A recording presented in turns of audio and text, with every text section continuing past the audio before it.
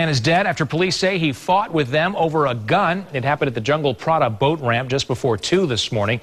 Our Bill Logan is live in St. Petersburg. Bill, I understand you spoke with a relative of this young man.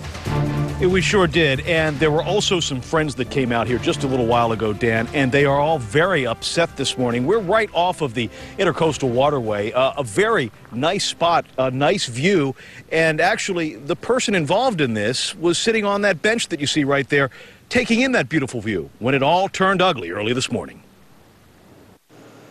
This sand-covered parking lot snuggled up alongside the Intercoastal Waterway was a crime scene through the dark and early morning hours as investigators tried to piece together the events leading to the shooting death of 18-year-old Jared Speakman, shot by one St. Pete police officer as he struggled with another officer. Basically, he was out here hanging out with a friend and I guess had a gun in his pocket that they felt while they were patting him down, and somehow he got shot and killed.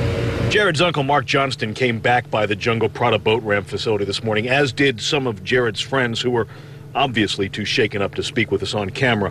No one could believe he was dead, and no one was ready to believe that the kid who dropped out of Boca Ciega High last year but was working on his GED was armed. I mean, had you ever known him to carry a weapon? No. We don't know where he got a gun. He's only 18. His uncle is a sheriff's officer, or was a sheriff's officer. He knows better than to carry a gun around and try to fight with police or anything. I mean, it's just not, that's not Jared. But the officers involved here have insisted that Jared did have a gun in his pants pocket, which was positively located when he got patted down after being initially uncooperative.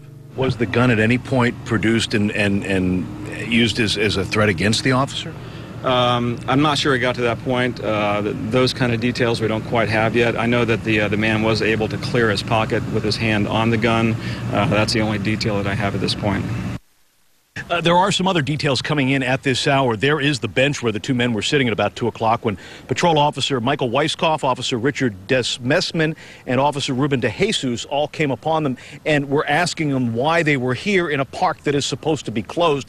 It was at that point that Jared, Mr. Speakman, resisted just a little bit. He had a dog in his lap. There was a situation where he handed the dog off to the person he was with, and that's when the gun was found.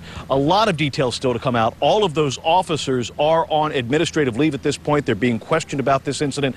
All of those details will be coming out further, even as this family has further details to work out today with a funeral. Reporting live in St. Pete this noon, Bill Logan, ABC Action News.